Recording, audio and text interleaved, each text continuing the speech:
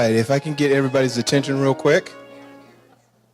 We are going to have a very special blessing, and that's going to be performed by Reverend Gibbs, and he will explain this much better than I can. So we are going to start with our program with a blessing. Thank you, Dr. Hill, and thanks to the Board of Trustees and the professional staff of Glendale Community College for inviting us here today on this very important occasion. I'm going to take about 5 minutes of your time, so let me explain what I'm going to do. First, I'll just announce what I'm doing in English. You shouldn't have any trouble with that. But then I'm going into Chinese, and I was trained both in this country and in Japan. Japanese Buddhism still uses Chinese for liturgical purposes and for most important purposes, just as Christian tradition retained Greek and Latin for many centuries. We still use the Chinese. So I'll tell you the meaning of that chant is to invite the Buddha of limitless wisdom, light, and all awoken persons to send their positive influence into this room. It really has the broad meaning of inviting all positive influences into the room. Again, I'll do that in Chinese. And then in English, I will do what's called Metta Meditation. I will encourage you, along with me, to hold positive intentions for ourselves, our families, our friends, everyone who's kind to us. You know what the next step is, even those who are unkind to us, and then we close with all living beings, that we hope for peace, happiness, and wholesome living for all. So that's what I'm going to do. Again, I'll take about 5 minutes of your time, and I thank you very much.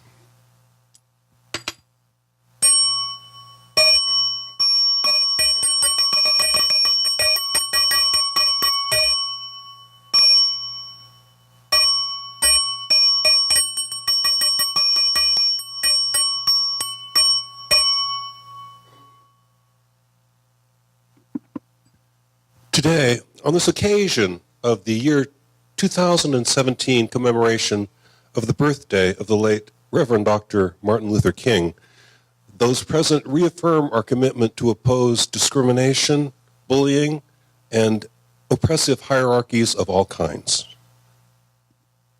Again, I will go on to invite all positive influences into the room. Bujo mi ida o nyolai ni no jo son ge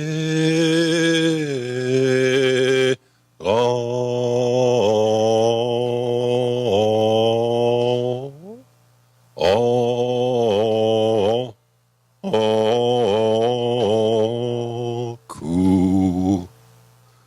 Bujo ji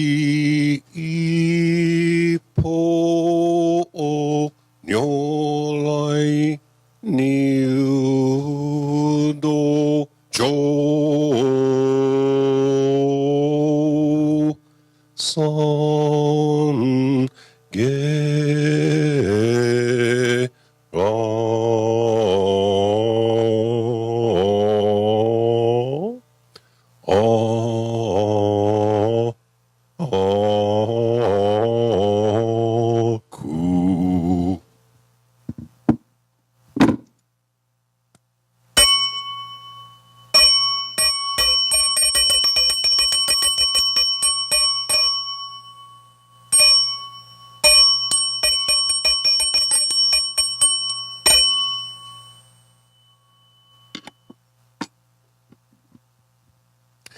If you will, try to hold these positive intentions and hopes for all of us along with me. May my family and I be healthy and happy. May no harm come to us. May we live in peace. May my family and I be healthy and happy. May no harm come to us. May we live in peace. May my friends be healthy and happy. May no harm come to them. May they live in peace. May everyone who is kind to me be healthy and happy. May no harm come to them. May they live in peace. May even those who are unkind to me be healthy and happy. May no harm come to them. May they live in peace. May those who oppose discrimination be healthy and happy. May no harm come to them. May they live in peace. May even those who discriminate be healthy and happy. May no harm come to them. May they live in peace. May all living beings be healthy and happy. May no harm come to us. May we live in peace. May all living beings be healthy and happy. May no harm come to us. May we live in peace.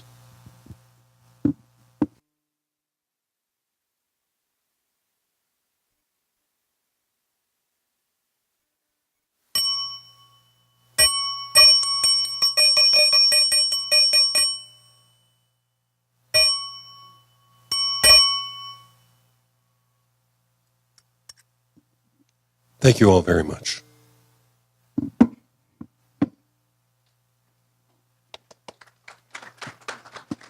It's okay to applaud them. Thank you, Reverend Gibbs, very much. It's a time in our society that we can always enter with our inner voice and our outer voice, say, may we live in peace. I think that's one of the benefits of bringing people together. And that's what it's about. So we are not attending a funeral today. This is a celebration, okay? We're celebrating a joyous occasion, a joyous man, and we're in this together. So this is not mourning per se. So it's so important that we talk about different faiths because that's what we hold on to when things get difficult.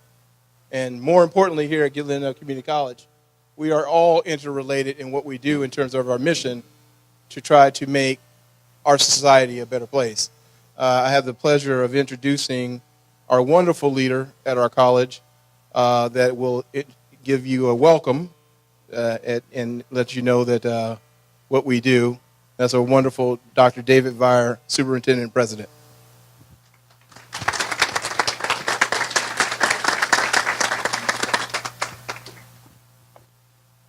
Welcome to all of you. Glendale Community College is an institution of higher education, a place of learning, a place where all of us as students, faculty, and staff, and the community that we serve are a learning community engaged in thoughtful discussion and efforts to help each other grow as intelligent, caring human beings focused on building a more just and peaceful world. Martin Luther King Jr. said, "The function of education is to teach one to think intensively and to think critically. Intelligence plus character. That is the goal of true education. Intelligence plus character." Today, we pause to reflect on an amazing educator, a man whose words and actions, emphasis actions, brought people to ask questions and to struggle with the answers, and ultimately to seek to be better human beings. As he said, life's most persistent and urgent question is, what are you doing for others? But as part of Glendale Community College's learning community, we must remember that the actions and words of Martin Luther King Jr. must guide us every day, not just on these special days of commemoration and celebration. As educators and lifelong learners, we must always be trying to be better human beings, providing community leadership and building critical consciousness. The time is always right to do it right, Dr. King said. The time is always right to do what is right. As we reflect today on peace, faith, community, and love, and as we remember and honor a great person, let us stay focused on carrying out Dr. King's messages, not just on one day, 1 week, or 1 month, but for our lifetime, speaking out, acting for what is best. We cannot forget, in Dr. King's words, that our lives begin to end the day we become silent about the things that matter. We must not be silent. Welcome to all of you. and let's continue our celebration.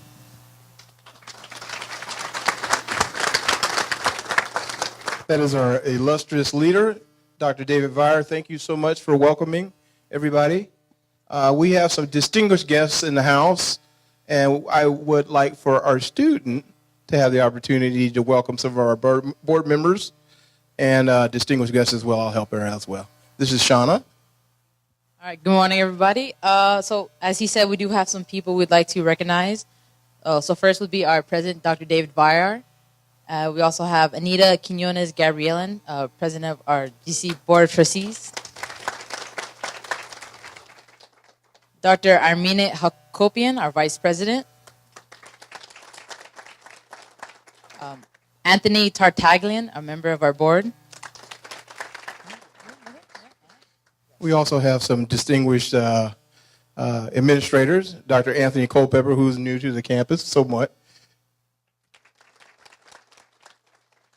and my old boss, Dr. Ricardo Perez. Old is not in old, but old. And we also have some community members representing Glendale Unified School District. A good friend of mine just met, and he's doing some progressive things in the community. Superintendent, Dr. Winford Robertson.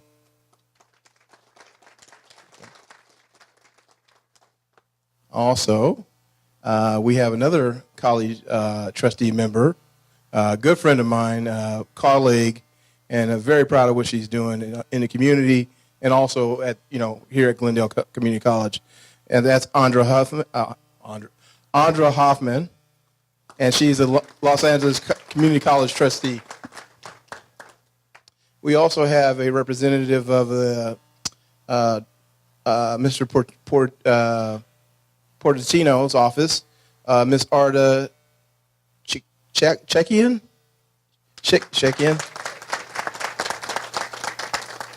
And we also have our distinguished members of the clergy, Reverend Father Voskin, who will be here from a little bit later on. Okay. And you've already heard from our illustrious Reverend Gibbs from the Pasadena Buddhist Temple. And at this particular point, we are going to start with our student speaker. Is Daniel here? Okay, there we go. Okay. Come on, Daniel. Daniel is going to speak about his experience with Dr. King, and he's a wonderful student. I had a chance to have a great conversation with him, and I know not only will he speak to the elements and the doctrine of Dr. Martin Luther King, but he lives in it every day. So I'm very proud of you. Good job.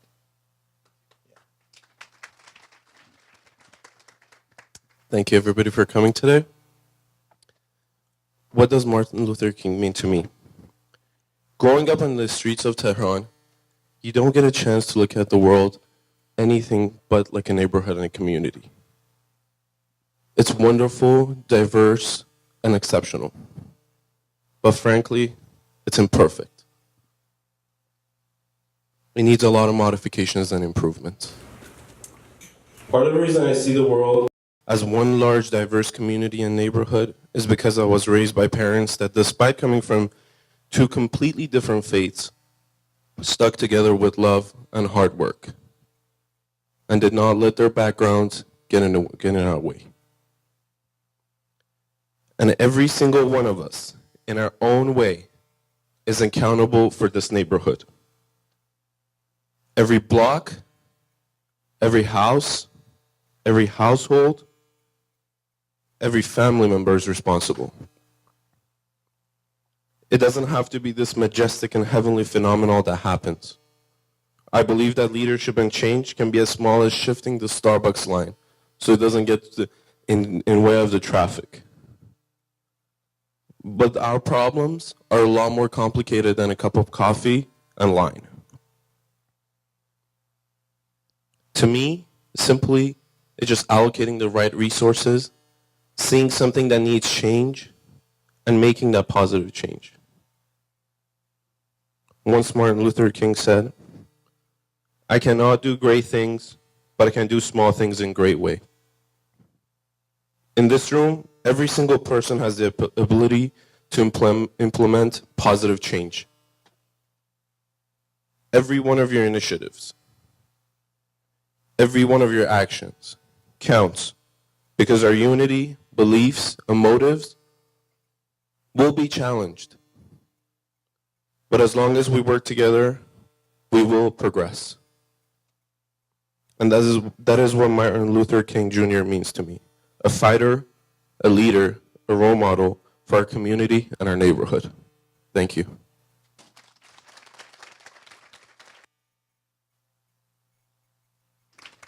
I couldn't have summed it up better than myself. Thank you very much. And continue that within you, not only here, but wherever you go from here. Okay? He's always with you in your heart. Okay? And you got all these people with you too. Okay? All right, good man. All right, the next component of this is probably the most important component of interfaith. I was thinking of songs of inspiration when I was coming up here. I listened to this old Negro spiritual. We've come this far by faith. We've come this far by faith. We don't do it alone, and it's not one single faith. We are in a world, a community together, interrelated. Now, maybe your faith is to get you up in the morning. It's a Buddhist faith, okay? Or it is a Catholic faith, or it is a Islamic faith, okay? Or it is a Jewish faith. But there's a common thread. I'm not a Bible scholar or a Quran scholar or anything else. But I do know the people that I've met from different faiths that represent different faiths. And there's a common thread interwoven through all of them.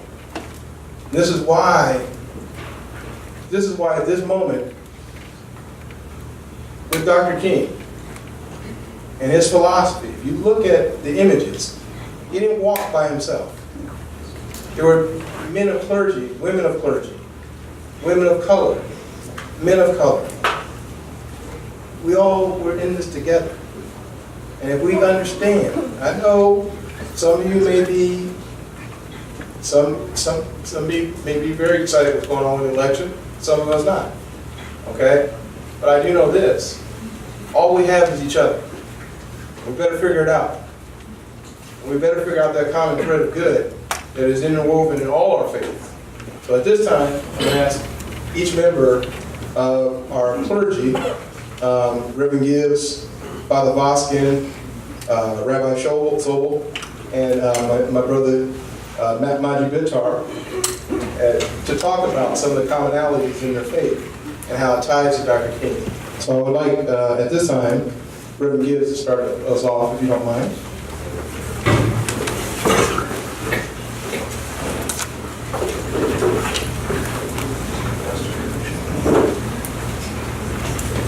Thank you, Dr. Hill.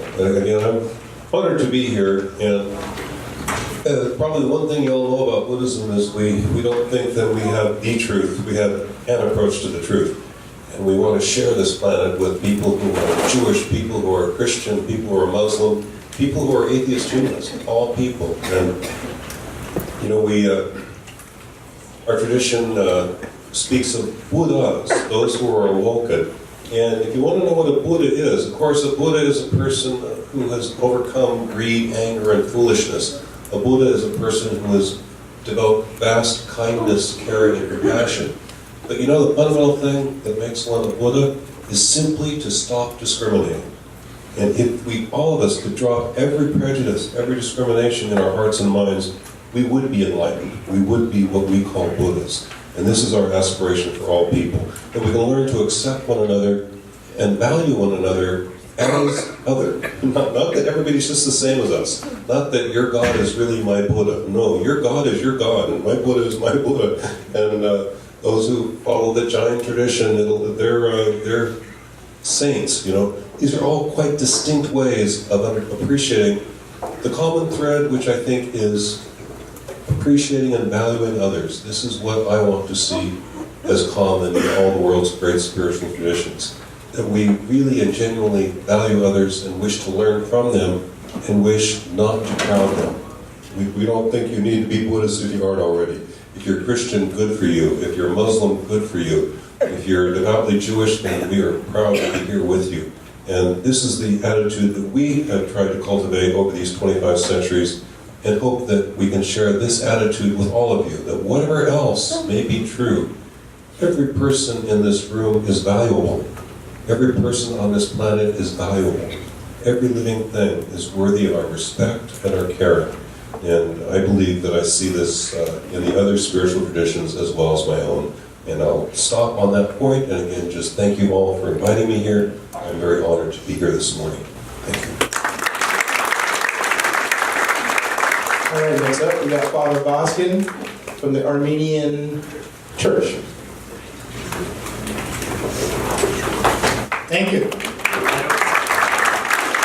Armenian, and then what? I represent the Christian church. I represent the oldest Christian tradition, the Armenian Orthodox tradition. I'm a priest of that church, and I'm very proud to be here today. Proud to hear someone like Daniel, incredible. And I think if that was just the only thing we heard today, it's enough for us to be fulfilled. Thank you very much. Thank you for having me here today. I want to share with you some ideas, because for me, Dr. King is really a leader that I have looked up to in my life. I remember the 60s vaguely. I wasn't the tool, but I was old enough to understand what was going on. And when I was brought to Glendale to head the church, a youth ministry over here, it was very important for me to sense what young Armenian Christians were talking about today. And, you know, as those of you who know about Armenians, we are here because of this horrendous act of violence. Now, how do we change that language of violence so we aren't perpetuating more violence? How do we conquer it? And guess what? Dr. King gives us the answer. He says, you do not conquer that violence with more violence, but with love. Now, this is wild. Until you bring it down to real basic elements. There's a saying in English, you fight fire with fire. We've all heard that. In fact, the election recently was fighting fire with fire. Guess what? I fight fire with water. That's what Dr. King's saying. There's a better way of fighting out there. Why are we constantly escalating our levels of violence?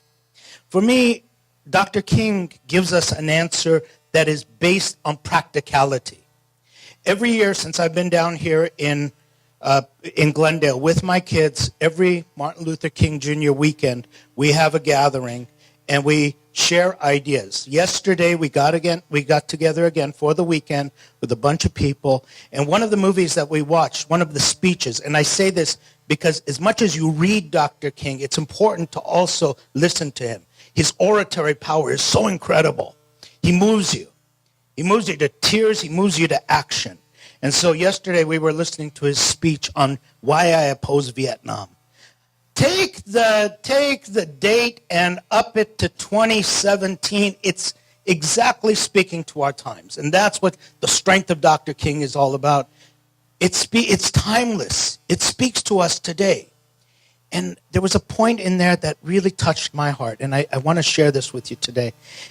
Beyond him being Dr. King, beyond the Nobel Peace Prize that he won, he said, I am called here because I am a reverend, I am a minister of the gospel of Jesus Christ. And it hit me. We just celebrated Christmas. The man we are celebrating, Jesus Christ, was born in a humble manger, and at that birth, what was the message? Peace on earth, goodwill to men. Now, if we're going to believe this, we have to make it work. Peace on earth. How do you get peace? Not by fighting, but by being those ambassadors of peace, by being those people. And, you know, there's a beautiful saying that I think Dr. King, I've never heard him say it, but it just, whenever I hear it, it resonates, Dr. King, and that is that all wars are civil wars because all men are brothers. And if we can just start thinking in those terms, that everywhere, if we believe we're all children of God, whatever you believe that we all have a common ancestry. We come from someplace. We are children of this earth. Guess what? We're brothers and sisters. If I hate you, I'm hating my brother, my sister. If I'm killing you, I'm killing my brother and sister. That's a civil war. All wars. it's time for us to heed the message, the challenge that Dr. King gives us. And that really is a challenge for all of us. In a day and age when we are just escalating one on top of another, trying to see who's more powerful, guess what? The real power, Dr. King says, is not in the might of the weapon, but in the greater weapon, which is the weapon of love. Can we love? Can we show somebody such incredible love? The God love, the love that says that I care about you no matter what. And I end it with this.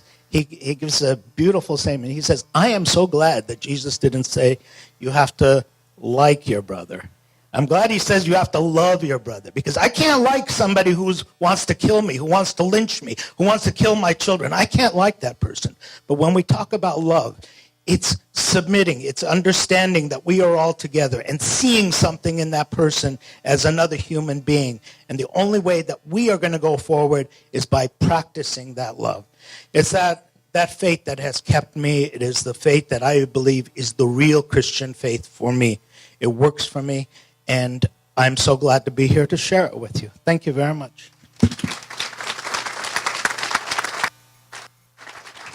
Thank you so much, Father Voskin. Man, you get me all pumped up, man. I like that. You guys are doing it. That's exactly what I expected. Next, now we got Rabbi Mark Sobel, and he comes from the Temple Beth Emmet, and he's going to have some words to say as well.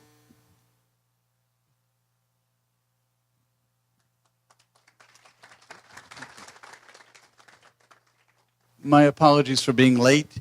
I was living up to my biblical ancestors who took 40 years to go through 100 miles of desert. They were always late. Thank you. And thank you, Dr. Hill, for inviting me. Commonalities, what do we have in common? Well, let me start off with a little bit of technical.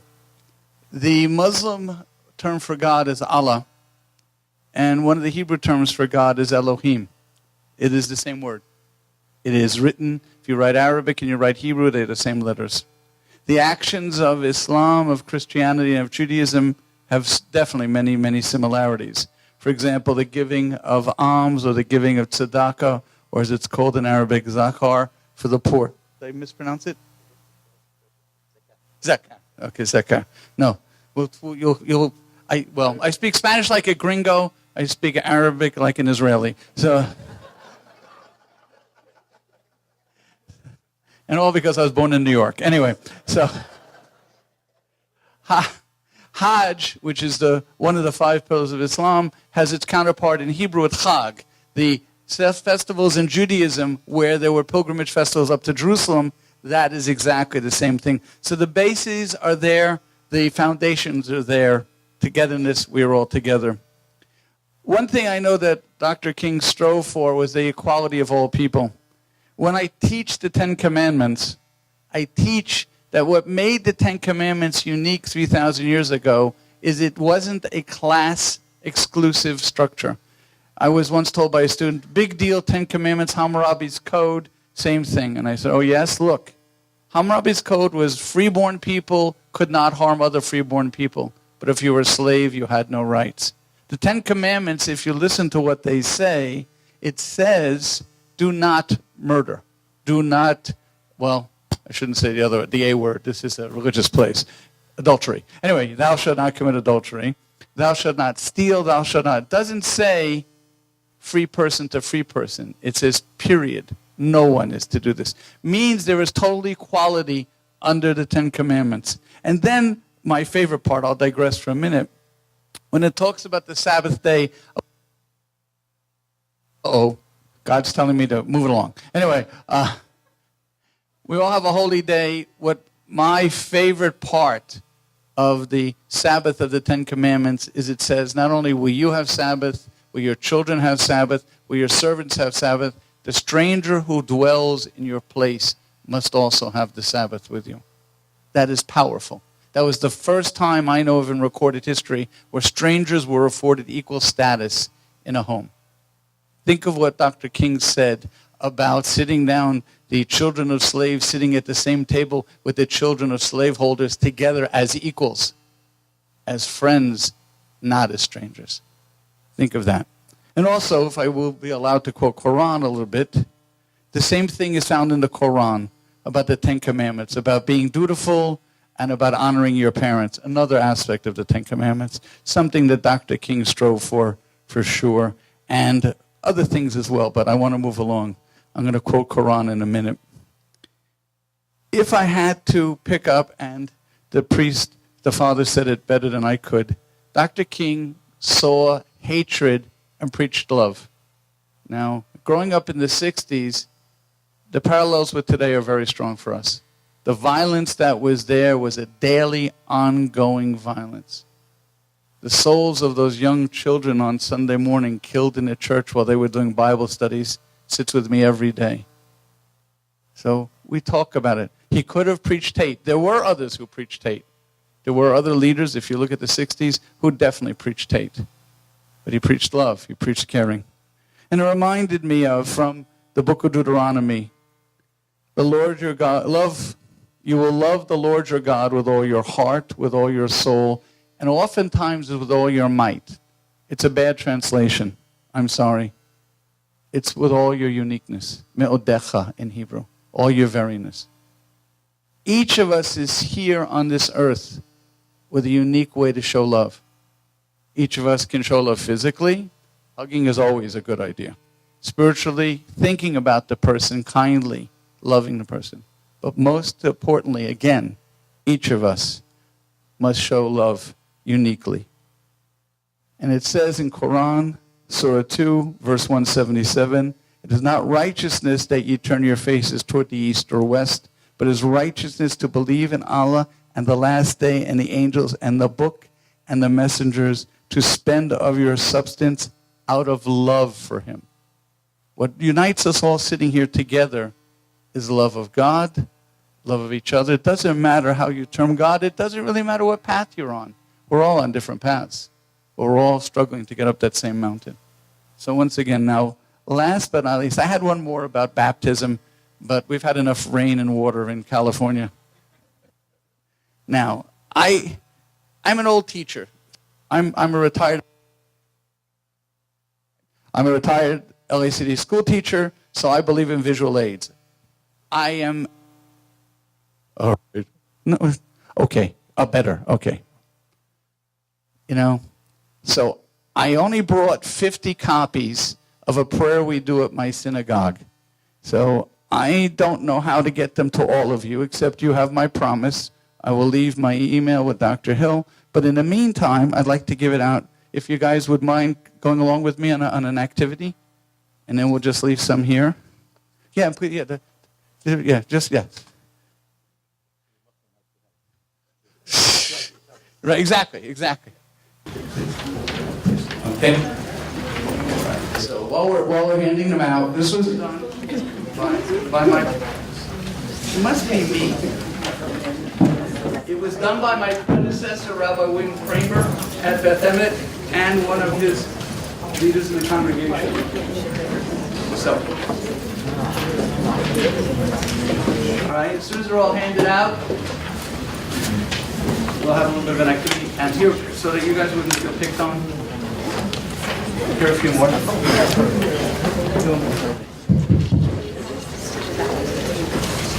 right, how are we doing? Calling them out. Oh, thank you so much. See, if we can help each other out, how come the whole rest of the world can't work it out? Well, that does lead me to the last part.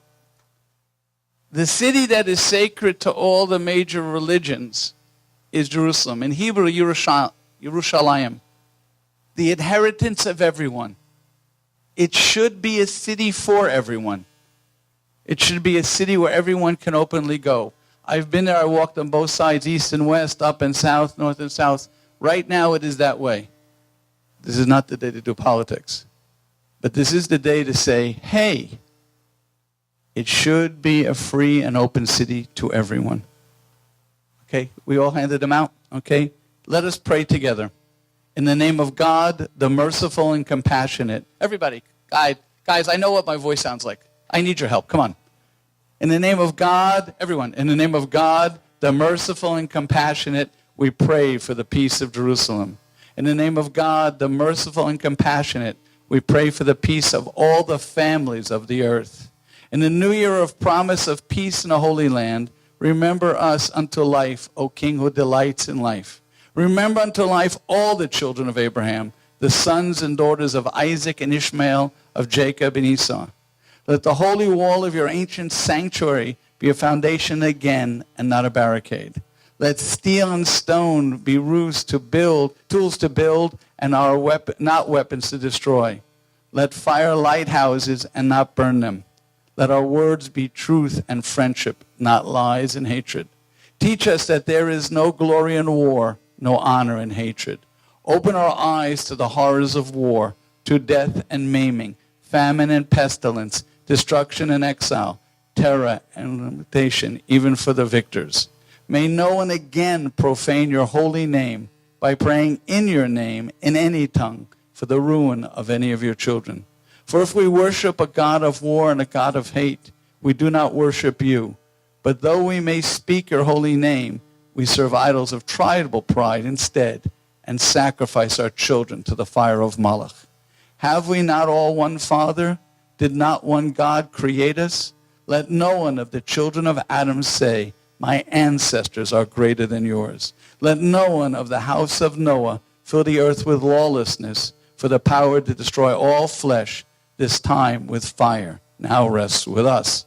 Let the land of Zion and the house of Israel be an example to the world, that all your children may rise above war and hate. As Isaac and Ishmael made peace with one another, and as Jacob and Esau made peace with one another, so may their households make peace with one another in our day, that the vision of your prophet may come to pass. In that day, Israel shall be a third partner with Egypt and Assyria as a blessing on earth.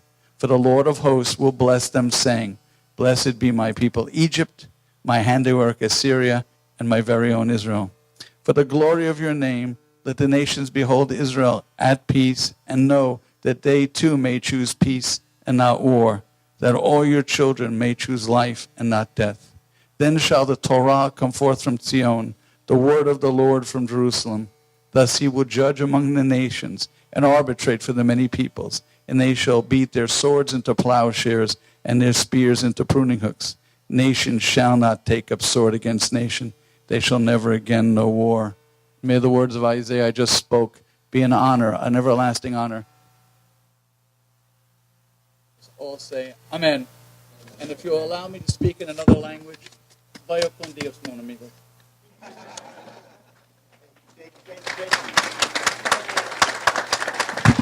All right. We were just actually getting a wealth of information and knowledge about various faith that contributes.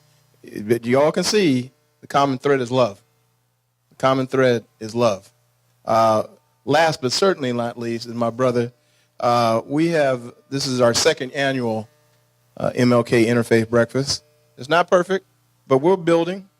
We're building. It's a little bit more people, a little bit more motivation and inspiration. But Maji was here last year, and I thank you for coming this year and attending. And I'm going to let him go ahead and say some words as well.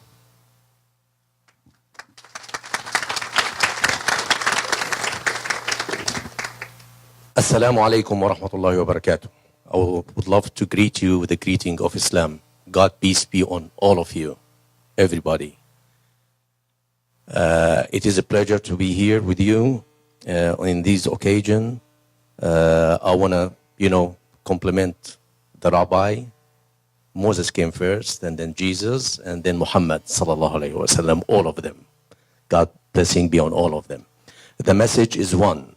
The Creator is one. God is one. Whatever name you call him, we are all in this together. I would like just to, we believe the Quran is the speech of God. We believe everything, and the Rabbi have, quoted Quran.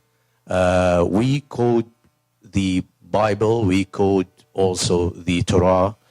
We believe in all the books that God have created, have sent on this earth. We believe God's guidance is for all. God have created Adam and Eve, and from there, he sent to them all.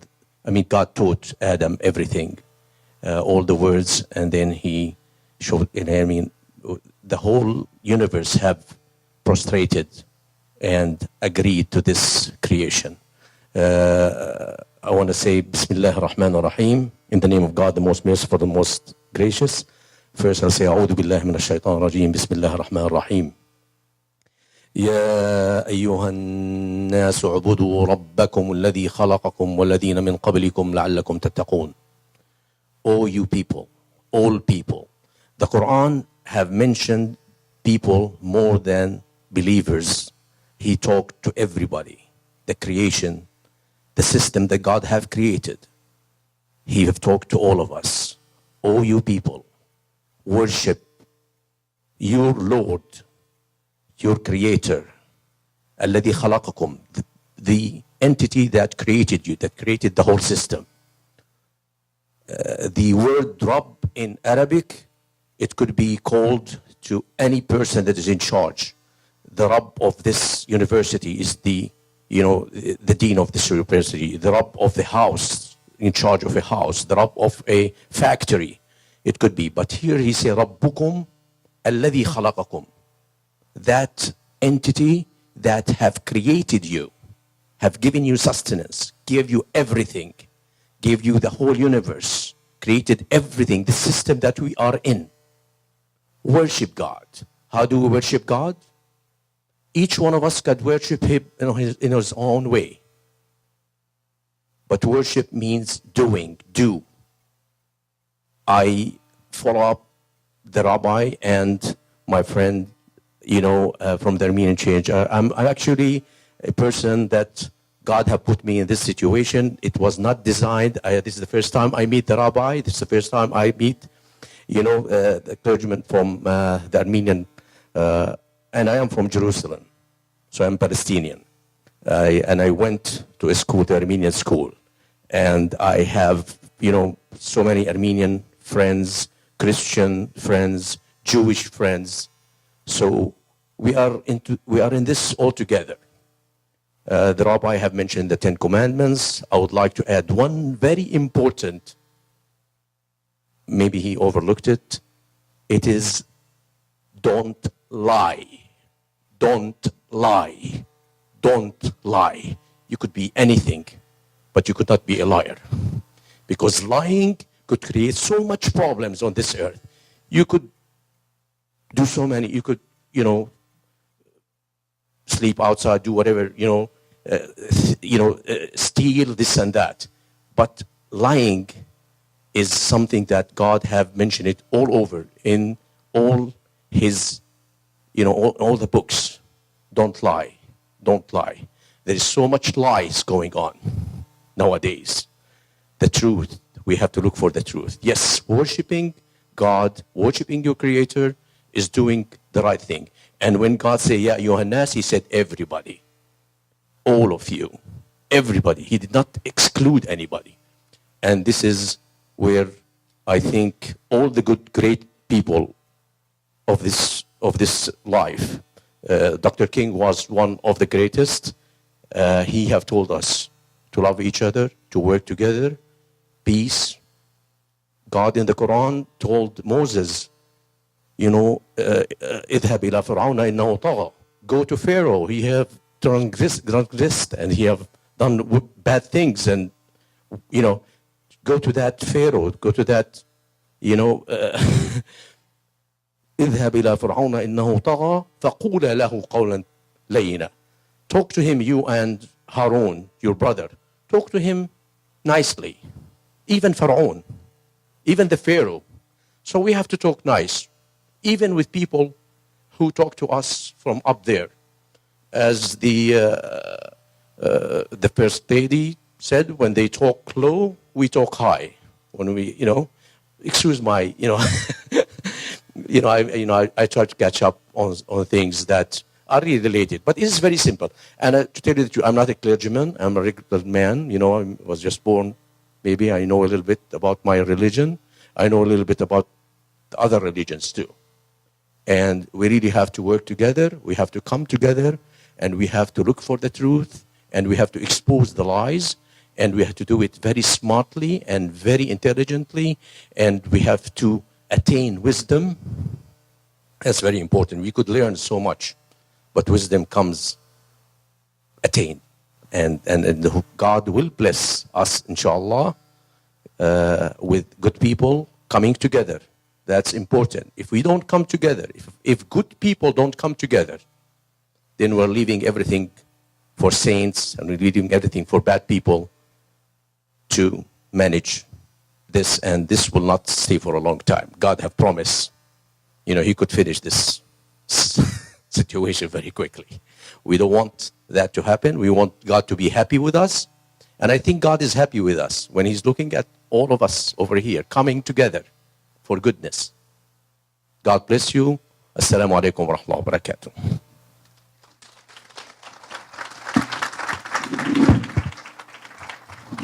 He's dropping the mic. Thank you, Maji. The truth will set you free. So I'm going to take that from me to make sure that I try to toe the line on keeping the truth. I want to take a moment before I introduce our next speaker, who I'm very proud to introduce. But in terms of faith, I want to share a little bit of story, and I want to take the opportunity to recognize this person, because I think anytime somebody that sacrificed their whole life for the betterment of others in the civil rights era deserves to be recognized. And I want you to join me and give a round of applause for this person. She was just recognized this weekend at the MLK Orange County Hall of Fame recognition for her work with civil rights and being one of the first black teachers in Orange County. That person also happens to be my mother. That is Miss Barbara Hill, and I would love you to give a warm round of applause for her efforts.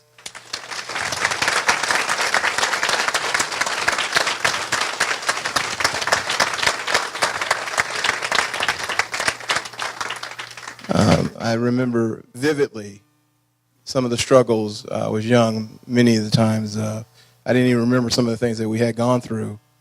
We went through it with her, but she took the brunt of many hateful acts, violence, turning your back on people, walking out of the room when she comes into the room, and several other things. But faith is that we're talking about faith, right? And she told a story about how she got her first job in 1962. And the superintendent there, Glenn Tabor, had said as long as he's living, or the superintendent, he would never hire a black teacher. And she said, okay, well, we'll see how that goes. Okay, I think she taught, 45 years, Mom? In that district? 45? 46 years. And she did become the first black teacher there. But the irony to the story, that was a white superintendent, no disrespect to him. But at this event, they also hosted and honored the first African-American female superintendent for Santa Ana Unified, and that was Dr. Phillips. So she's now a black superintendent, where he said that he would never hire a black teacher. So if you believe, if you have faith, just like Dr. King says, justice does prevail. Good is always over evil. Sometimes it takes a little bit more time, but that's why we have to have faith. Okay, and it's my pleasure to introduce our next speaker. Okay, he's our Sgc President. I've had an opportunity to speak many times with him. He's definitely on the road to success, and without even saying words, he definitely has the spirit and doctrine and philosophy of Dr. King in his heart, and that's the most important thing. So at this time, I would bring up Imen Azarian. There he is.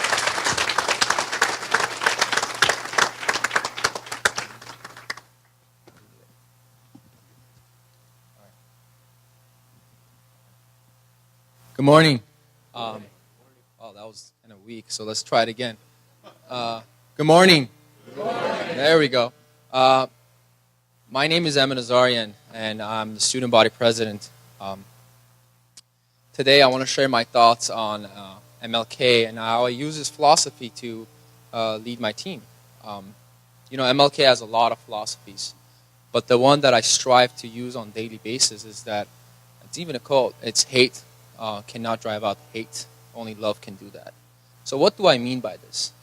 Last semester we did something amazing. The ASGCC, with the help of administration, Board of Trustees, faculty, and staff, we passed a bond measure called Measure GC. Now, everyone here knows that we didn't have an opposition. We had no opposing group. But there were many concerned voters. Voters that, call us by names, call us names. They didn't speak the facts, or simply didn't give us enough time to explain why this was necessary. So before I sent my officers out in the community and have them go around and door by door, inform voters on Measure GC,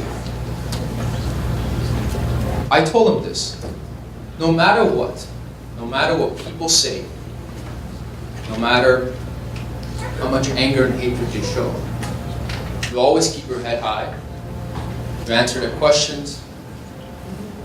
You thank them for their time, and most importantly, you show them love.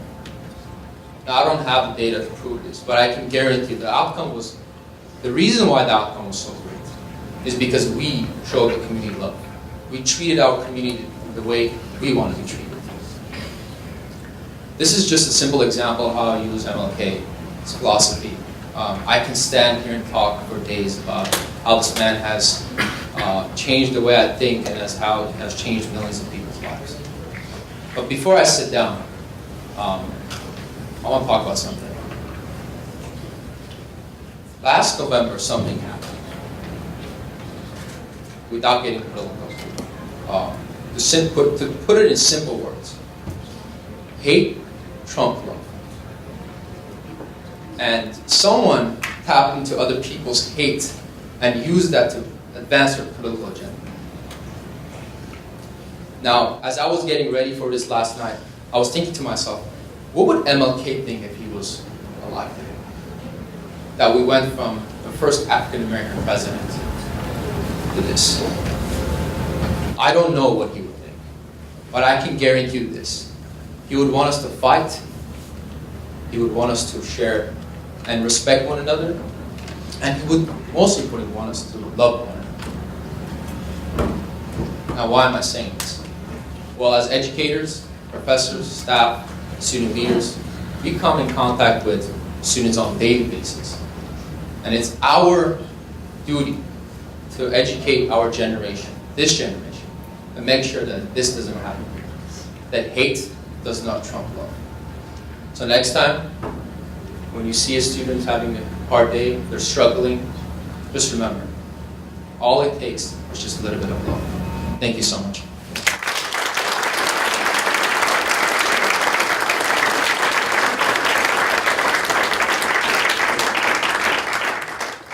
Well, that speaks for itself.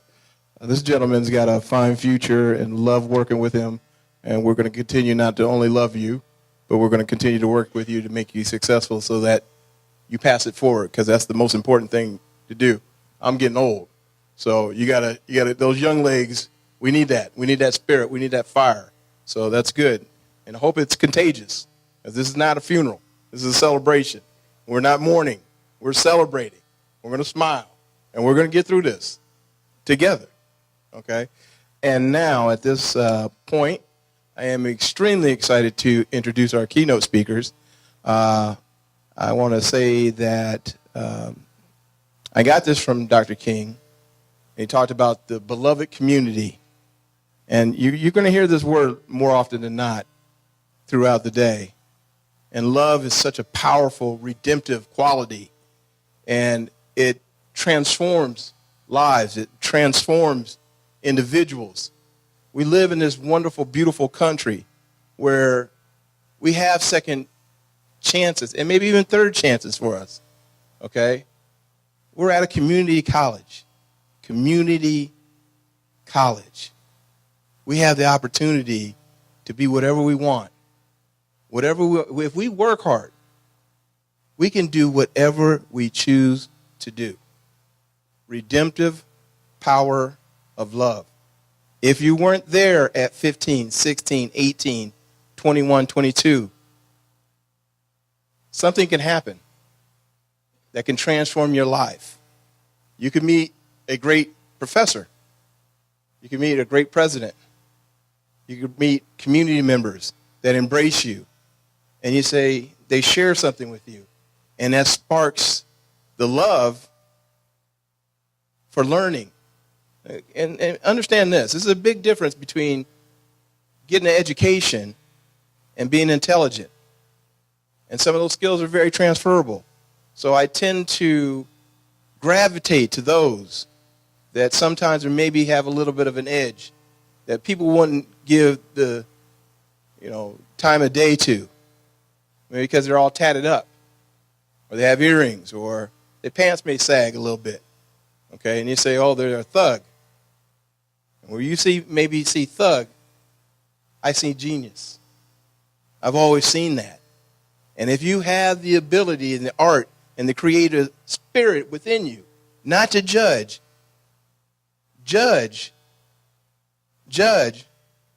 you judge them by the content of their character as opposed to the way they dress. I've had a lot of people that wear suits stab me in the back, as opposed to some of those thugs you're talking about. Now, I'm not saying that relates to the people that I'm getting ready to introduce.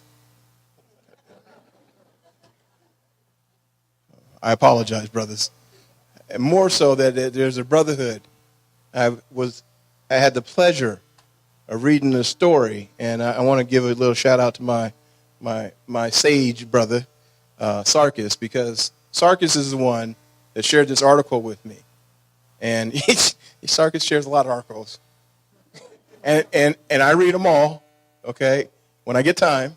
And I want them to know that I read them all because he's sharing something with me, or sharing things with me that I can use.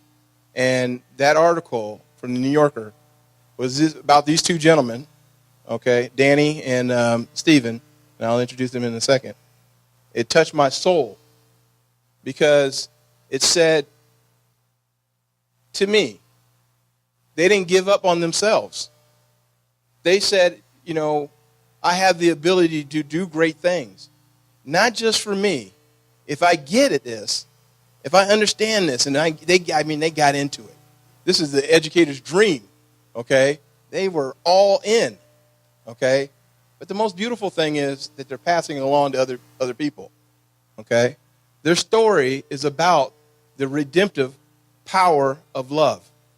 And if you judge them, just like read a book, if you read that book out of context, you are not going to find the joy and the beauty of these two human beings. Because we all have fallen down. We have all fallen short. I know I have. Fallen short many times. But I guess best believe I'm going to get back up. And that's exactly what they have done. They continue to get back up. Okay? And that's why they're here today. Because I think they can inspire you beyond belief. If you open your hearts, and if you open your souls, and you open your minds, and most importantly, open your ears. Okay? Because they have a great story to share. And I'm so proud of them. They're brothers in community college. I think both of you guys went to community college, correct?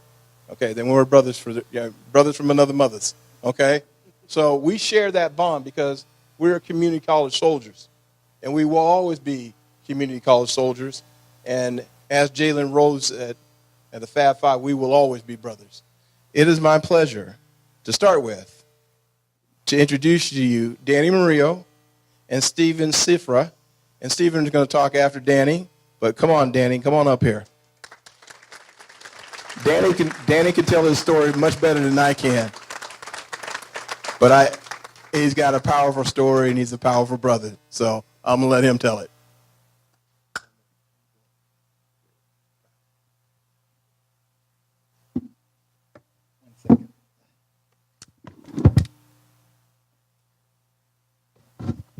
Good morning, everybody. Pleasure to be here. So to be honest, I've been busy the last couple of days trying to figure out, I wanted to write something, and I just been busy going all over California. Well, right now I was here, and I got here Sunday, and I just hit the ground running. I was in Cal State Long Beach yesterday. I was at NPR. We did an interview. Now I'm going to go to Cerritos College. It's all based on my work, right? But I didn't really have an opportunity to write something. So this morning I woke up and I went to look for inspiration on my cell phone, right? I open up one of my social media apps, and one of the first things that pops up is Martin Luther King's letter from Birmingham jail. And I started reading it, which is a letter that I've already been accustomed to, right? And one of the passages that I come upon was, and I want to share with you, is this one, right? And it says, "An unjust law is a code that is out of harmony with the moral law. To put it in the terms of St. Thomas Aquinas, an unjust law is a human law that is not rooted in eternal and natural law. Any law that uplifts human personality is just. Any law that degrades human personality is unjust. All segregation statutes are unjust because segregation distorts the soul and damages the personality." And the reason that really stood out to me, and I've read this before, right? But the reason that this particular passage stood out to me was because I've been in segregation, the worst type of segregation that you could possibly be in, and that was solitary confinement. I served a 14-year sentence from the age of 14 to the age of 30. I was pushed out of high school at my first day of 10th grade, right? I was put in handcuffs when I was 8 years old. So my life has been a life of criminalization at a very young age, right? I know what it is to lose a brother to gang violence. And I know what it is to hold on to that hate for a long time and just let you eat you up inside, right? And it wasn't until I got into solitary confinement in 2003 that I really dedicated myself to my studies, not really knowing what I was going to do, but just wanting to do something better. My mom even set the bar very low for me. She told me, when you come home, if you come home with the GED, I'll be happy. So there was a GED program in solitary confinement, and I did that. Then there was a college courses. And my thing was, like, I was very insecure in my abilities as an academic. So I decided, you know what, I'm just going to do one course at a time for the next 5 semesters and go home with the certificate of accomplishment in general business. And I'll be good with that. I doubled the ante on my mom. I got the GED and a certificate, right? So now she's going to be twice as proud.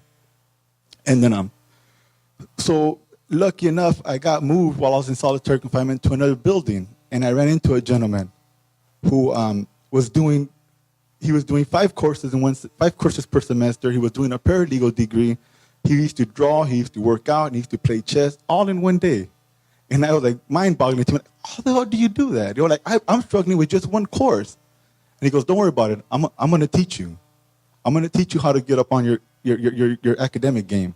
And before you leave, you're going to go home with your AA. Unfortunately, it didn't happen. I came home with 48 units, 2010, January 19, 2010. 2 days later, I was already at Cerritos College, right around the corner from where my mom lives in the city of Norwalk. I went there to apply. Unfortunately, I missed the spring semester. But I missed the spring semester, and I found, so I was trying to figure out, like, what am I going to do for the next couple of months? My mom still lives in the place where I grew up in. My mom still lives in the same place where my friends have got shot at. My mom still lives in the same place where my house was raided by SWAT teams and all these experiences, right? And I didn't want to be there.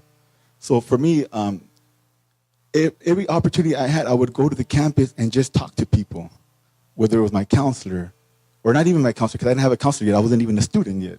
But I have a student ID, but I would go in there and talk to the counselor and just talk to people, right? And one thing that I realized is that for me, my community college was my sanctuary. If it wasn't for my community college, I wouldn't really have nowhere else to be but in the streets. It was hard. It was very hard to get a job when I came home. But for me, and then what happened one day, I ran into somebody who I grew up with, who was formerly incarcerated. He just finished doing 9 years. And I ran into him, we started a conversation. He didn't remember me. And I told him who I was, and he remembered who, like, hey, when did you get out? I just been out a couple days. Well, actually, at this time it was a couple months. And I asked him, what's up with you? Because I just graduated. I just got my AA. I'm on my way to UC Irvine for pre-med. I want to be a brain surgeon. And this is somebody that just did 9 years, right? And he just blew my mind. And right then and there, in that 40-minute conversation, he literally told me everything that I had to do to prepare myself, not just for my AA, but to also transfer. And 2 years later, in 2012, I transferred to UC Berkeley. I was an ethnic studies major. My first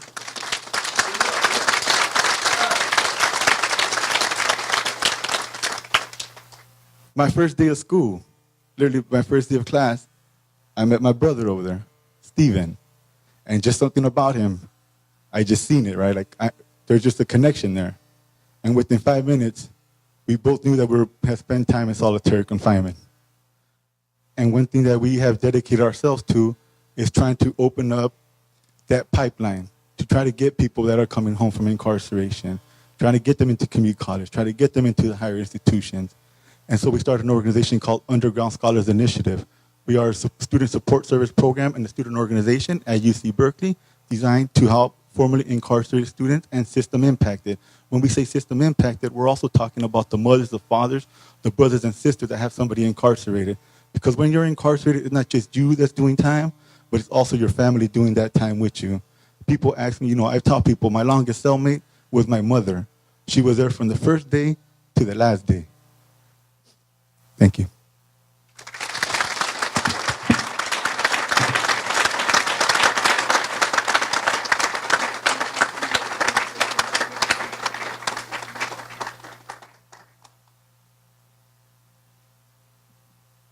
I told you he had a very powerful story.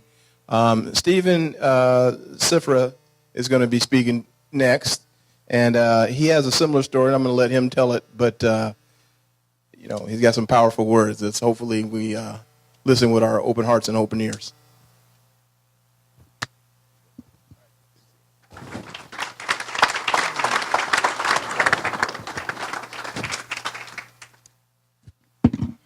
All right. There's a lot of people here. It doesn't look like that many people from over there. But I have prepared a couple thoughts. I normally don't have enough time to say everything that's on my mind and in my heart. So I write down a couple ideas to keep me on track. But one thing that I always ask myself before I address crowds or groups is, what's my purpose? Why am I here, right? Because it's easy to get lost in the weeds, especially when you have a desire and a passion for certain kind of work, And so what I'm here to do, first and foremost, is tell the truth, right? And, or attempt to. So I'm chilly. My hands are clammy. My feet are uncomfortable because y'all make me nervous. But the reality is there's nothing and nobody in here that's going to hurt me, right? And so I want to thank Dr. Hill. It takes a certain level of imagination and creativity and foresight to connect Danny and myself to this event. I am not a religious person, but I pray. And the reason why I pray is because it works. I don't know why. So in that spirit, let's have a moment of silence, get recentered, and I think that'll help me, and I hope it helps you. You can use that silence for whatever you want. I'm going to use mine as an acknowledgement that I didn't bring myself here. I came on the back of other people's work, and all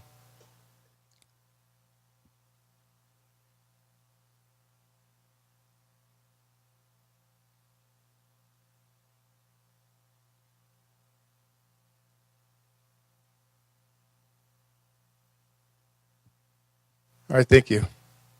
So I feel better, I feel calmer. So I've been taught to share my experience, my strength, and my hope, right? My experience is that when I was 11 years old, I got arrested on Brand for breaking into a car at the car lot because I like to play in them. They had the keys. You can get the keys out of the little box. And, I was doing the most natural thing in the world that a small child should do, who, one, doesn't have any supervision. And I just, I was in a hurry to grow up. I was doing the most natural thing in the world, right? For me, I was curious, I was adventurous, and then I got arrested, right? So the cops came, the neighbors saw, they put me in the car, and they took me to... That time it wasn't my fault. This is bumming me out. Okay, they took me to Glendale PD, and, they booked me. And then I went to the judge, and then I don't have a lot of time, so to make a long story short, they treated me like a criminal, right? And, that's not unreasonable, except, like I said, I was doing what I thought was, I was being a scamp. I wasn't trying to steal the car. But, what happened was, and that wasn't my first brush with the law. The first time I was arrested, I was 9. So, what happened was I kept doing that kind of behavior. And so by the time I was 15, like I said, we had some supervision problems in my household, addict parents, and, they had a hard time. They did the best with what they had, but it wasn't a lot. And so by the time I was 15, I put a gun in somebody's face, and the state of California, they gave me 10 years for that. And I went to my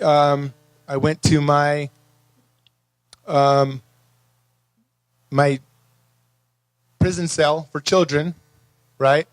And I sat there for basically until I was 30. I ended up getting another term inside. I spit on an officer. I kicked an officer. I was very angry. I was very defiant. I've always been defiant and angry. But I have a 9-year-old, and when I spend a lot of time with him, he's sweet and he's attentive and he's affectionate. And when I get busy, he gets defiant and he gets angry. And so I see myself in him, And so I would be careful also when we talk about judging people by the content of their character, right? Because, we look at somebody from the outside and we go, they did this and they did that. And that gives me some information about their character, right? Because I'm going to know you by your deeds. But I would encourage you, especially if you're an educator, this is especially for educators. We all live in sets of conditions, and some of us have, how am I doing on time? All right? Some of us have certain kinds of conditions, and when we start to stray, there are people there who are either loving and attentive or paid to kind of reel us back in, And there are other people proximate to this campus who don't have those conditions, And we all share the human condition. We're all going to try to get our needs met in whatever way we see fit, right? In whatever opportunity, whatever resource that we see. So you see a gangbanger. Gangbangers don't see gangbangers like we see gangbangers. I know because I was in a gang. They don't see the societal plague, et cetera, et cetera. You know what they see is they see camaraderie, they see connection, right? And they see community, right? So, I don't want to get too off track, but I just want to drill in. Like, now that I do this work, and now that I have a little bit of consciousness and a little bit of awareness, when I just moved out of East Oakland. And when I would be moving through that community, doing my thing, educated, middle-aged white guy, right? So I'm in a liquor store. It's 7:30. And I smoke. Sorry. I'm getting a pack of cigarettes. And a young man walks in. and he's under the influence. And I noticed right away, black young man, maybe early 20s, I noticed right away this look in his eye that's unmistakable, right? He's intelligent, and he's aware, and he's pissed. You know, and he looked at me, and he was like, what? Like, what? What are you looking at? You know what I mean? And I see myself in that. I see so many people, the angriest people that I knew, and the most resistant people I knew. When I was incarcerated for 17 years. I spent 8 years in solitary confinement. The people who were the biggest problem for those incarcerators were the smartest and the most creative and the warmest, the most generous people in the groups within the incarceration setting. So, speed things up a little. You know, I dropped out of school I stopped going in the 5th grade. Nobody was paying attention. And I ended up getting incarcerated. I got out for a few days. I went to King Junior High over down the street here. I got shot. Decided not to go to King anymore. And, yes. So my alternative to that was hanging out in Hollywood. And like I said, I robbed somebody. And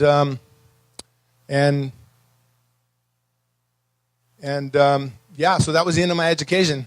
You know, I got the 10 years, went to CYA, went to solitary confinement, and it was there that they gave me a little test. They said, here, fill this out. Filled it out. Like I said, I stopped going to school in the 5th grade. And they said, okay, well, you're done with high school because, I mean, you're done. You tested through all high school stuff, so you're done, right? So I don't know what the hell that means because it's not making my life any better. I'm not getting any job offers. It doesn't mean anything to me. I have a 10-year sentence. I'm in YA, whatever. I took the GED because I knew if I took the GED, I get coffee and cookies in June. So, took the GED because I am planning for the future. So, I get out of jail, prison, 17 years later, and I go to my local community college because I did what they told me to do. They said, when you get out of jail, when you get out of prison, go treat getting a job like it's your job. And I really wanted to do good. I really wanted a job. I did exactly what they said. I went at 8 o'clock in the morning, got on the bus, and I put in 40 hours a week looking for a job. And I did that for a few weeks. And then it became clear that I was unemployable. Because I wrote on my application, 211, possession of a firearm, battery on a peace officer, possession of a weapon in a youth authority facility, assault and deadly weapon on a peace officer. And so I didn't get any callbacks. Right? My friend was a manager at Taco Bell. She did not call me back. I went to Taco Bell to get a burrito, and the person they hired was awful at working the thing. And my friend was standing there and said, this is who you hired? She said, I can't hire you. I can't hire you. So another friend of mine who just got out of prison was going to the local community college. I saw him in a car. We got out at the same time. He had this crappy little car, and I said, oh, how'd you get that car? He said, oh, I'm going to community college. They gave me a little check to go. I was like, wow. So I went to community college to get the little check.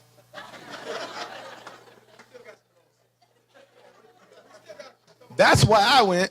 So I went to community college, got the check, and I quickly recognized that there was a thing going on here. There was a whole program, and I know systems and I know programs, and I've been in the system since I was 9, and so I saw that the system was okay. You go to a few classes. Okay, and then you do some certain amount of units, and there's a sweet spot where you get the most money, but you don't have to do as much work. And then it's like 9 units with like some summer units or whatever. And then you get the loan, and then I did that for a couple. To joined the Honor Society, right? Because I did well. Because I was a natural. I mean, I've been reading my whole life. I would read a book a day in solitary confinement because if you didn't finish the book by shower, you're stuck. If you finish your book by 10 o'clock in the morning, you're done. So by the time I got out of prison, I had read hundreds and hundreds of books. Many of them were on the English literature, the reading lists. So that, for me, was a no-brainer. I became an English literature major. And it was, so fast forward, a couple years later, I'm done, right? I wore out all my opportunities for financial aid. They're like, you need to go. It's been like 6 years. I don't want to go. Community college was the most wonderful place I'd ever been, right? And nobody pulled me to the side. I'd seen a dozen counselors. I was in every program, EOPS, DSPS, CARE, Phi Theta Kappa, Community something resource center. Anyways, I was in everything. And nobody has said, hey, man, because I'm me. I don't normally look like of my concert T-shirt, my tattoos, my Dickie shorts, and I look a certain way. I'm not inspiring, to say the least, when you see, like, in terms of, like, future prospects. So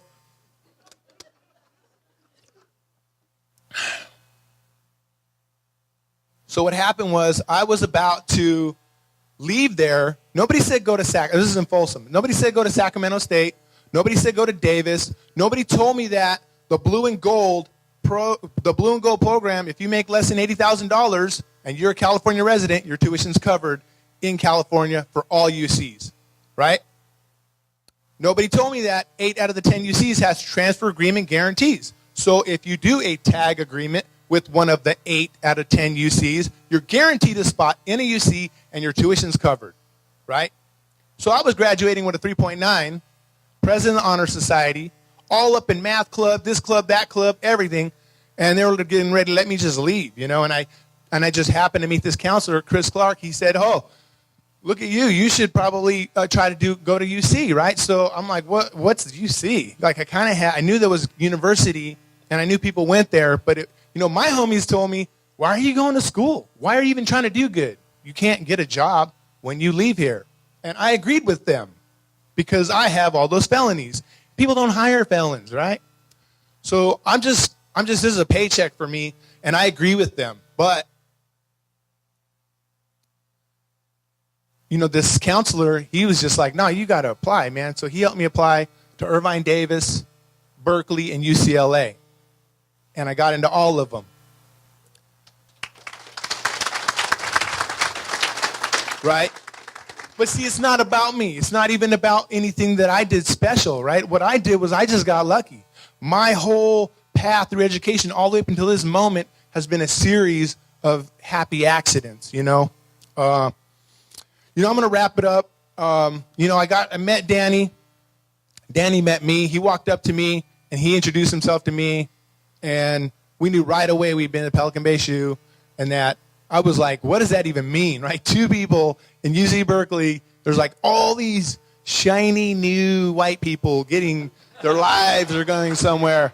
And here I am, this old dude, just feeling, icky. And then, so me and Danny, like, we started a meeting right away with a bunch of allies, and we call them allies. They're people who are not they're not members of our community, but they mean well. And so we started meeting with them, and they were helping us. And then there was 20 of them and like 6 of us, And 3 years later, when you go to an Underground Scholars meeting, there's probably between 25 and 40 members of our community, formerly incarcerated or the children or the family members of incarcerated people, and maybe 2 allies or 3, right? And I don't know why, but they excuse themselves, right? What we got going on it's real. It's like unbelievable. It's like not some funky little thingy that you see, people, they mean well. I like that people want to improve the lives of other people. If you want to improve the life of somebody who you're advocating for, or you have dedicated your life to helping, some community, some underrepresented, oppressed, the best way you can do that is to empower them and get out of the way, right? So,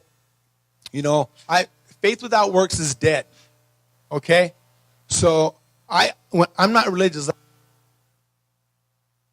That spoke to me, right? Because we have a lot of people that come through that have a lot of good ideas and they have a lot of good intentions, and then we have some people that come through and they get to work, right? And, I'm not that hard of a worker. I'm kind of lazy. But, when it matters, I suit up and I show up, right? So, if I could leave you with,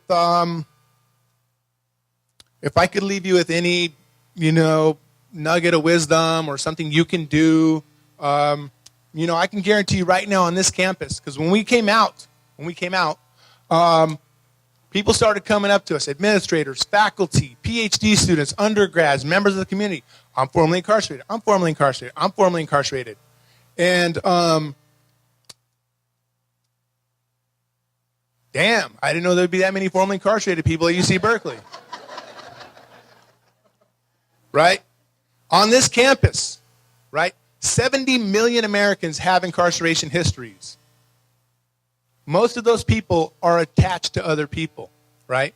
When a person is incarcerated, the people they leave behind, they have to do all the heavy lifting, right? So they have to pay for those crazy phone calls. They have to make sure that package gets in the mail. They have to go down to Eastlake or Sylmar or Wayside or Pelican Bay, right? And they're walking around this campus, and they're trying to make ends meet, and they're trying to figure out how to do this. They just got out of jail. They can't get a job, right? They paid their debt. And then they're doing everything else the rest of us are doing. They're doing all that other stuff, probation, parole, urine analysis, can't get on the bus, don't have identification cards, can't get a job. And they're doing everything we're all doing, right? Because now I'm in your boat, trust me. I have left that boat, the formerly incarcerated boat like that. I'm formerly incarcerated. I have to deal with some of that stuff. I got out of UC Berkeley, couldn't get an apartment. Went to a place, the guy said, I went to Berkeley. Hey, go Bears. You'll never live here. Right? So, anyways, if you're formerly incarcerated, send an email to an ethnic studies professor or an American studies professor or a gender women's studies professor and ask them for help. You know what I mean? Send me an email. Thank you again, Robert.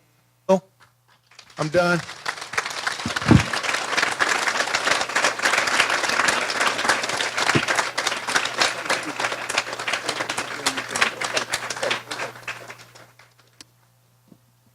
Well, you say thank me. I wanted to thank both of you. Come on, Danny. You notice I said brothers. I didn't say my white brother. I didn't say my brown brother. I just said brothers. Because if you truly have a brotherhood or sisterhood, it transcends your color. We're in this fight together. There's something that connected me to them this is the first time we met. I haven't met them. But I knew they had the right story for us and the right message that we need to hear during this time. And like I said, this is not a funeral. This is a celebration. And they're celebrating, but they're sharing some of the things that they've struggled with, and they might even continue to struggle with, I assume. Okay? But I want to say something about these gentlemen. I'm a little impulsive. Most people will know that. When I wanted them to be the keynote speaker, last year we had Erin Gruwell, and I think they're equally as powerful of speakers as she is, or if not more. But we don't have a lot of money. And I asked them, said, listen, we got to kind of have a bubble gum and paperclip budget. But would you guys be willing to come out? I read your story. Man, they were so accommodating. Okay, they were so willing. Stephen said, "Well, I'll save you money. I'll just drive down." And Danny said, "I'm a Sorrel fellow," and he said, "I got to fly anyway and do it." That's not the point. Sometimes you have to pay for what you want so that other people can hear your message.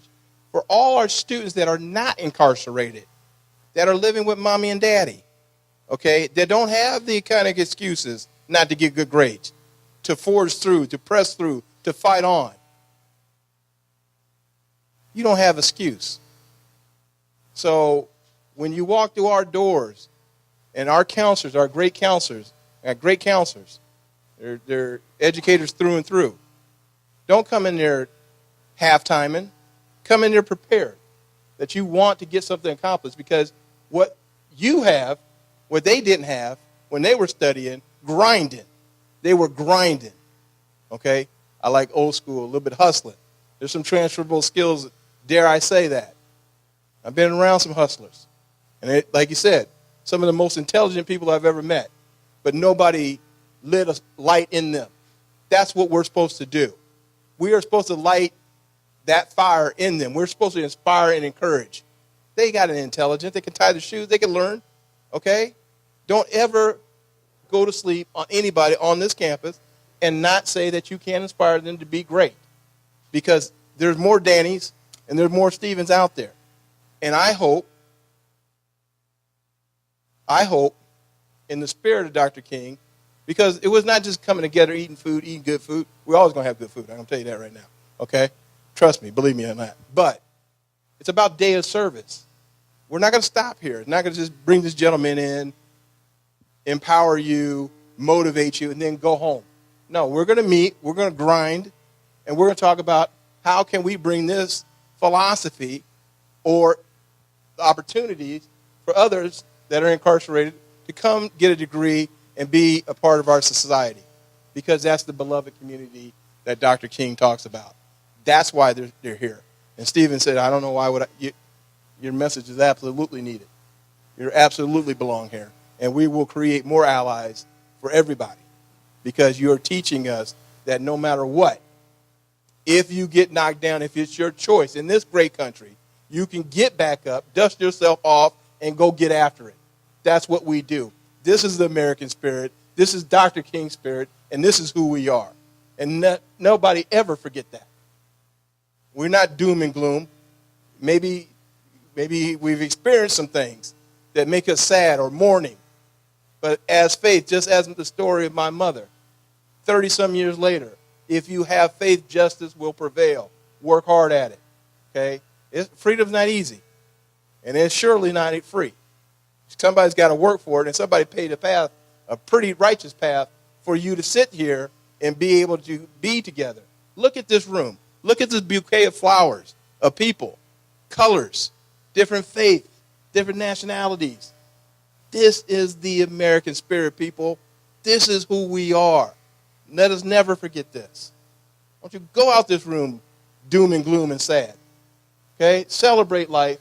Celebrate the American spirit, and let's go get after it. I do have something. I want to say thank you, Danny and Stephen. First and foremost, we got work to do after this. As soon as we get done, take a couple of photos off, blah, blah, blah. Okay? But it's about doing the work, most importantly. So just hang tight, get you some food, hook you up, okay? But it's a pleasure. Thank you so much for coming out here. And thank you for your spirit. I've got a little housekeeping to take care of. I want to say some thank yous. Is Robert Williams still here? Where's he at? Get up here. Robert Williams, where you at? Did he leave? He bounced. I put him on blast. Okay. All right. Well, anyway, I wanted to recognize him because last year it was just him and I. Well, it wasn't just him and I, but it was kind of our brain trust to get this thing going last year. And, we have grown significantly since the first one.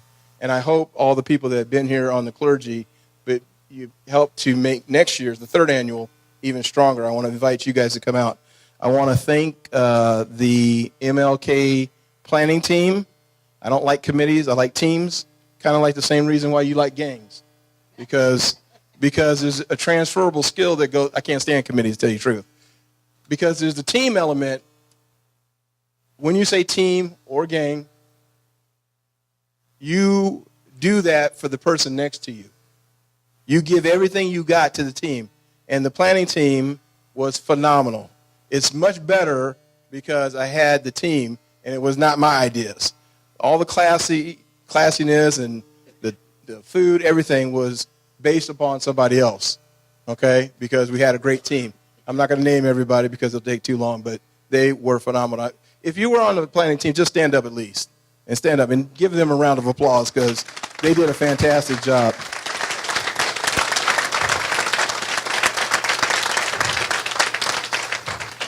If anybody knows about this person, I couldn't do half the things if this person wasn't around.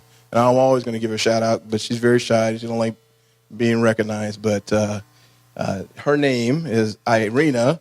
But her Irina, that's my assistant. I call her Goose, but that's a long story. We could talk about that later. It's kind of a Tom Cruise thing.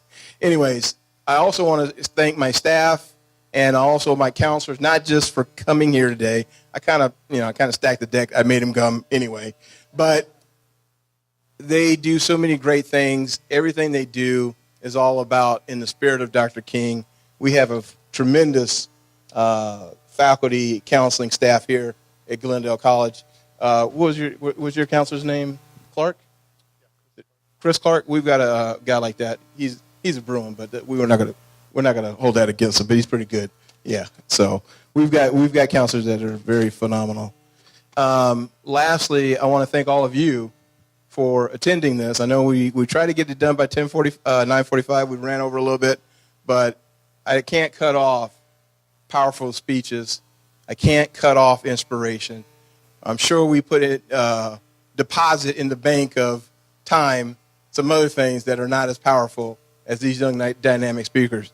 Not only they're community college brothers, but they went to the finest institution, one of the finest institutions in our country. And if that doesn't pump you up, I don't know if you have a pulse. Okay? But in closing, I'm going to ask my brother Maggie to take us home with a little small prayer. And I want to say thank you. Thank you for participating. And Maggie, if you don't mind, just take us home with something a little simple, and then we'll hear the wonderful words of Sam Cooke. Here we go. Thank you.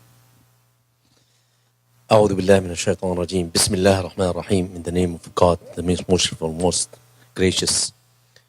اللهم اجعل جمعنا هذا جمعا مرحوما وتفرقنا من بعده تفرقا معصوما ولا تجعل فينا ولا منا شقيا ولا محروما. God, make this gathering peaceful gathering. Make it successful. Whatever we have learned from here, let's go outside and apply it. And God bless us and bless this college, bless the people over here. Everybody that we come through, we learn so much. This is the mercy of Allah, mercy of God, to put us together so we can learn from each other. إنا خلقناكم من ذكر وأنثى وجعلناكم شعوبا وقبائل لتعارفوا إن أكرمكم عند الله أتقاكم.